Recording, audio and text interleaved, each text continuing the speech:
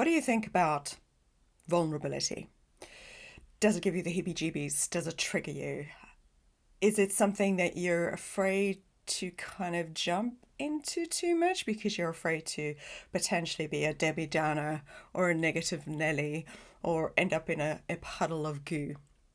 In this episode, I'm going to talk to you about the value of vulnerability and why it's actually really, really important to be brave enough to express it. Keep listening.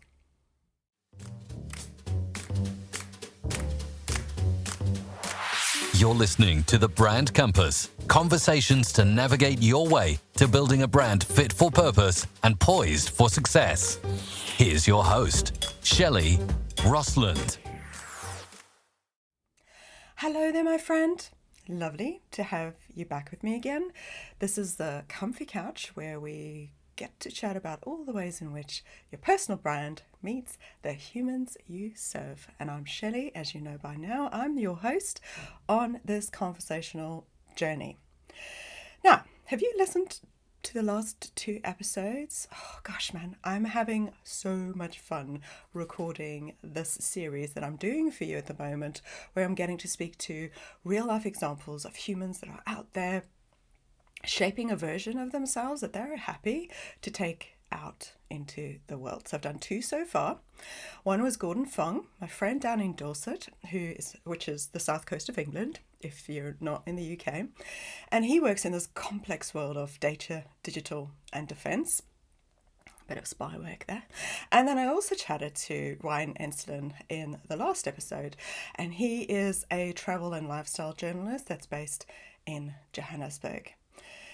Now, I've really worked hard on this series, and I'm trying to bring you the best conversations we can possibly have around this tough, tender, and personal concept of communicating yourself with the outside world, but to do it in a way that feels natural and almost like breathing to you. I know in the cold light of day, this subject sits in the realm of marketing and branding.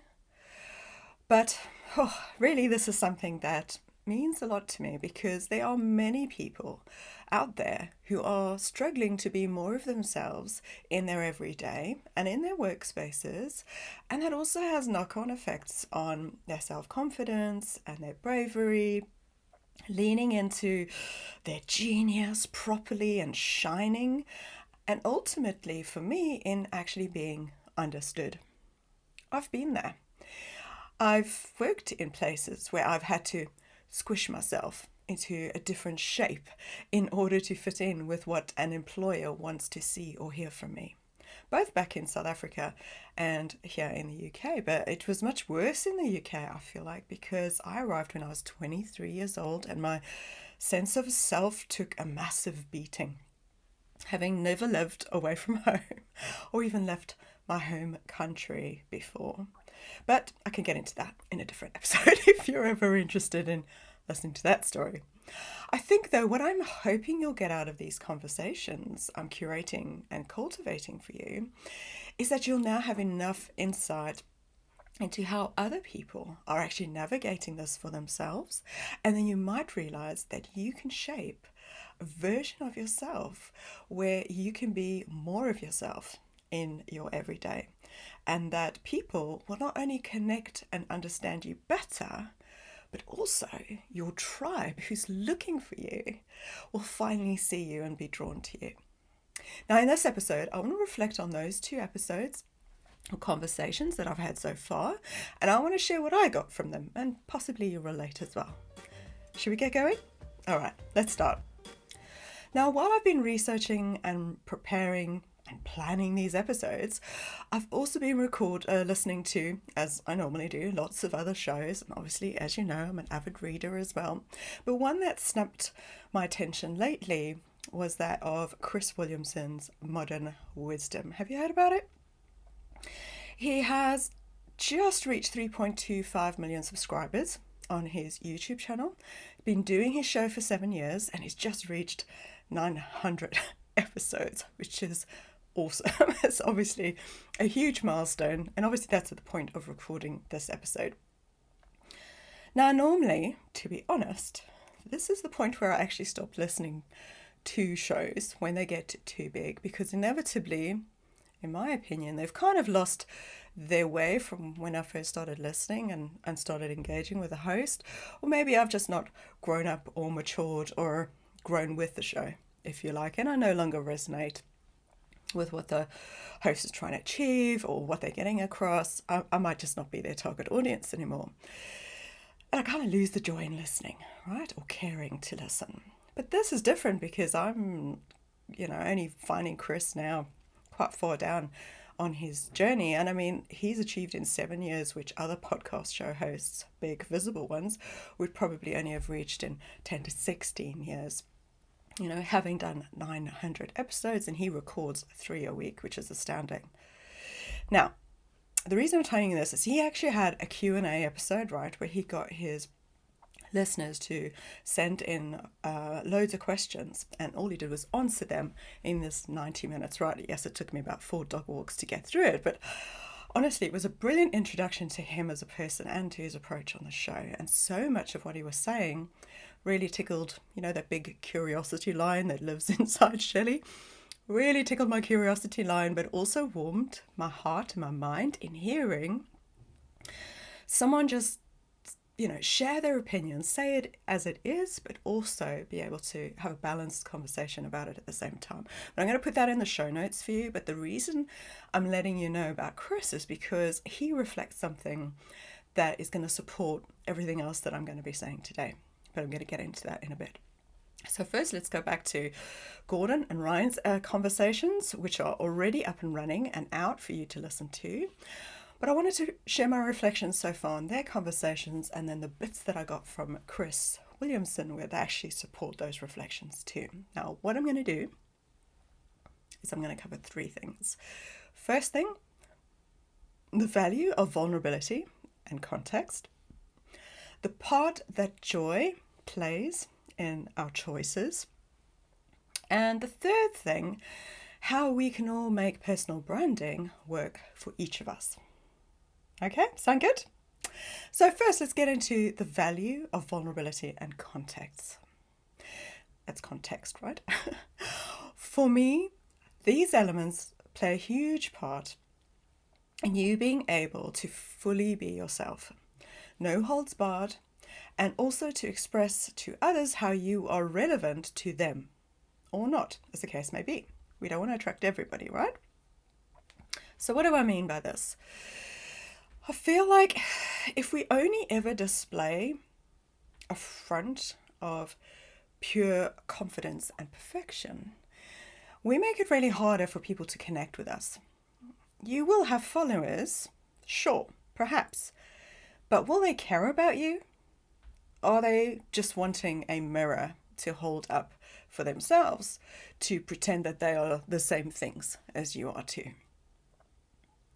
However, if you truly lift those shades and actually express where your humanity and your lived experience sits, gosh man, it's so much more helpful for others to take notice, relate to you, and want to care about investing more time with you.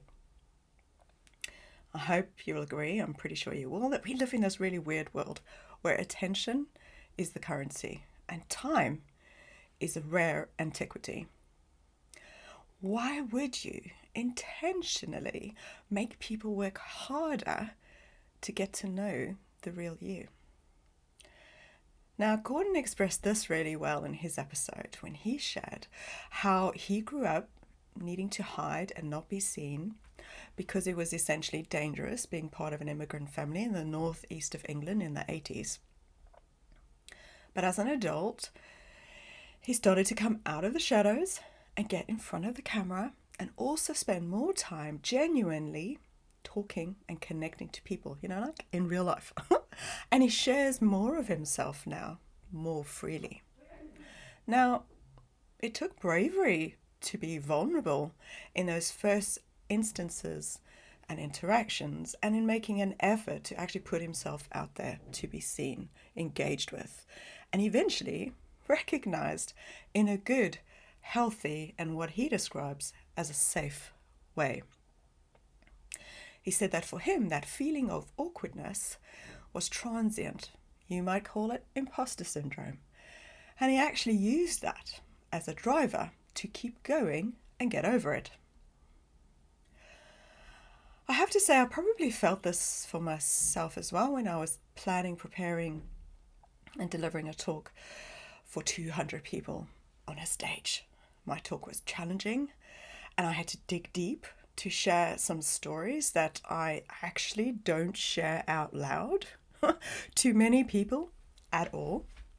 It was terrifying, mainly because I felt I had this responsibility to still deliver value on the stage and not crumble into a puddle of goo. I found a way to share just enough of the story that people got it, but the things I wasn't ready to embellish on, that might still be a bit too raw for me to get into, I didn't. I recorded an episode on me feeding back on how that went for me, and that's in episode 42. If you haven't heard that one and you want to go back and listen, but basically I shared how it really hit me sideways, how by me being vulnerable, it opened these floodgates for people to come and directly come and share their stories with me. And I felt so surreally blessed to be entrusted with their confidence, because the stories were quite, intimate, if you like, in a painful way as either a young person or as an adult. But vulnerability is something I feel like Chris from Modern Wisdom does quite naturally on his show. He admits to not liking to talk about the things that he feels can bring others down. But if I could say anything to him, Chris, I would say to him, I want him to know that actually he can't bring us down, because one of his biggest strengths is in balancing conversations. It's impossible for him to bring us down when he's sharing his vulnerability. He honestly speaks about the juggles he has in his life behind the scenes with health and energy and not being 20 anymore. Like, I can relate. And honestly, because he was sharing, I didn't feel so much like a blooming failure, because I can't operate at the high speed that other more visible podcasters and entrepreneurs seem to be able to do without breaking a sweat. In reality, we're all balancing our levels of confidence, what we can do in a day, and also in getting a handle on our overall health. This is even more of a freaking challenge in my late 40s and facing down the big 50, which is creeping scarily closer. So thank you, Chris. Not that you'll be listening to this show. If you know him, just pass him a little note, would you? My next point I wanted to bring up around for today was this part where joy, or the part that joy actually plays in our life choices or even our work choices. Now, from both Gordon and Ryan's conversations, we clearly all have micro moments, or even bigger ones, where we face the crossroads of which way to go. If we can listen to our hearts, our souls, and our intuition more, there's a very strong possibility that if we lean more into those yeses or nos that your body and your mind is telling you, you'll get closer to experiencing more joy in your work life. I don't think I've been as attentive in the last few years while tackling this roller coaster of being a mother to a teenager in secondary school, the perimenopause freaking dragon monster, as well as running my business. In fact, I know I have definitely been in survival mode for the last 2 years, particularly. But I can tell you, Ryan's conversation really inspired me to get my hands back on that steering wheel and make that next big conscious decision of what kind of work I want to be doing going into the future that truly brings me these bubbles of joy. I have my moments, but I think I've been spluttering a bit like a car running out of petrol. How do you feel? Same? something along those lines. My third and last reflection so far with what I've had from these two conversations is how it's actually really possible for each of us to shape a concept of personal brand that actually makes sense to us. I know that we, as in me and my magical humans at 𝗘𝗣𝗜𝗦𝗘𝗟𝗟, when we're actually working with clients on their personal brand strategy, we do try and say this to clients, and we work hard on trying to shape something that's closer to them and what they're comfortable and energized with. But I'm pleased now to have these recorded examples, if you like, that I can now give them and say, go, listen, get some ideas of how others have made this work for them. Now, for me, what is personal brand? I feel like for me, it means this long-term consistency in my reputation, my personality, my credibility, and also my way with people. This for me covers what do I stand for, what are my work principles, and what people can depend on me for. I think that I can only be as honest about who I am as a person and a professional and be clear on my boundaries, because in that way you know what you're getting and I don't mess with your trust. I'm not a great follower of things. I'm not a rebel, but I don't necessarily feel like I need to follow everything that comes my way. So I don't necessarily pander to what other people want, but I am flexible and I do operate with compassion, and the people that work with me know that. You know, I was listening to, was it Shawn Mendes on a podcast with 𝗧𝗛𝗓 of Apple Music. Love 𝗧𝗛𝗓's interviews, by the way.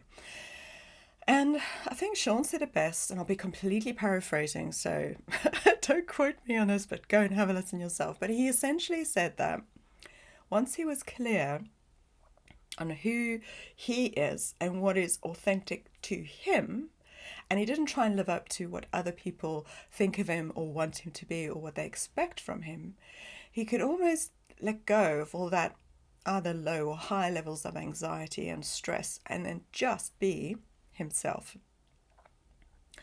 He went on to also say that now he can just arrive for a meeting, or a conversation, an interview, or a social gathering and just be who he is and relax into that.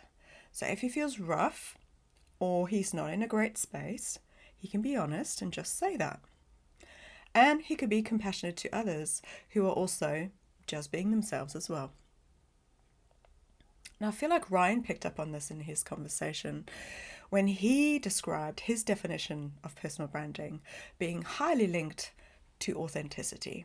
And that for him, that means that you knowing in your core who and what you are, and having a good solid sense of self, which comes with age and experience, once you have that, you can go out and just be that. Pretending to be anything but yourself is honestly such a sad waste of time and energy. This is just as true in your work life as it is in your home life. And that's it for this episode. Folks, thank you so much for joining me. I hope my reflections have maybe inspired you to go and have a little listen to Gordon and Ryan's episodes, which are episodes 60 and 61 respectively, if you haven't already.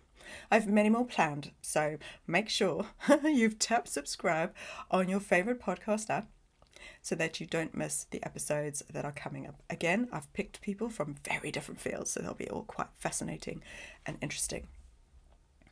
If you would actually prefer an email, a little alert email, which goes out fortnightly, also pop to the show notes and you'll see a way to subscribe to those. You know what I'd also love is once you've listened, I want to know what you think.